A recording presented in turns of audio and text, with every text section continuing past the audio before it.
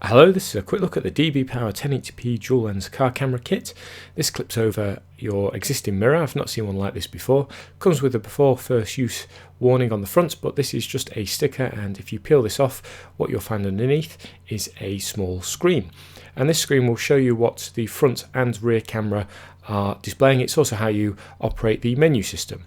Around the back you've got these clips, and this is what holds this in place. Use these little elastic type bands, and this just clips over your existing mirror.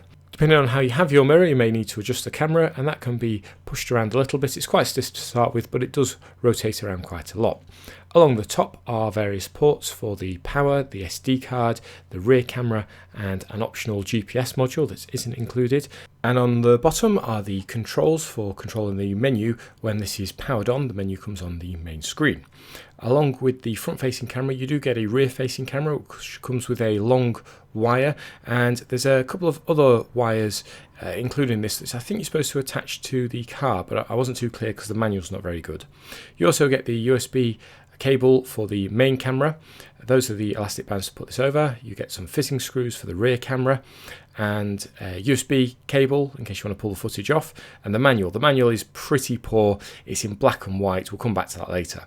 Be aware, on some cars the mirror isn't going to be suitable. In a Focus it was far too big. In a Fiesta the mirror was the right size in terms of thickness, but as you can see this completely replaces it, dwarfs it, and it takes some getting used to. There's a large amount of wires, so it's going to take quite a while to install correctly. There's a wire going down there and a wire running around to the back if you want to use the rear camera.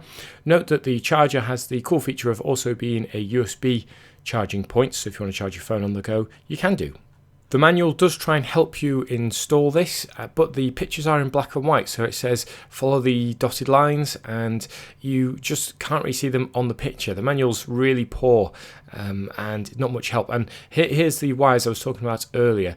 I don't really know what they're supposed to be for. I didn't want to try it out, so I've left them. It operates fine without using whatever these wires are for.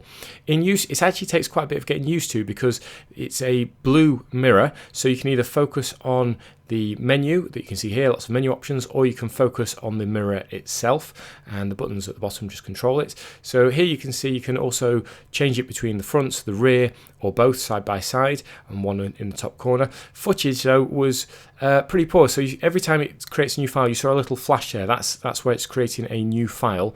This is the front view camera, and you'll see it jump in a second. And if I just pull up the rear view camera as well, the rear view camera is okay for a rear view, but it's not fantastic. I mean, it will capture the basics if an accident happened, but you can see the picture quality is very poor. It keeps jumping, keeps skipping, keeps having these little glitch in the matrix style flashes, and that's quite frustrating. I've tried a few of these kind of dash cams, and I've overall been very impressed with the quality generally, but this seems to be trying to pack in too much technology. So here's the view from the rear view camera. You can see it's not really coping with the light levels very well. There are other features on this camera, but I have to say overall, while it has a lot of nice ideas, I just don't think they've been executed very well, and that's because the price is quite low, so I guess it's not got the technology you might need in this. As unique a design as this is, I can't say I'm a big fan of it. I don't really like replacing my existing mirror. I think the mirror does a fine job. If the screen is on, it can be quite difficult to focus on the mirror aspect, and that could be quite dangerous when you're driving. Hope you found this short review useful. Thanks for watching.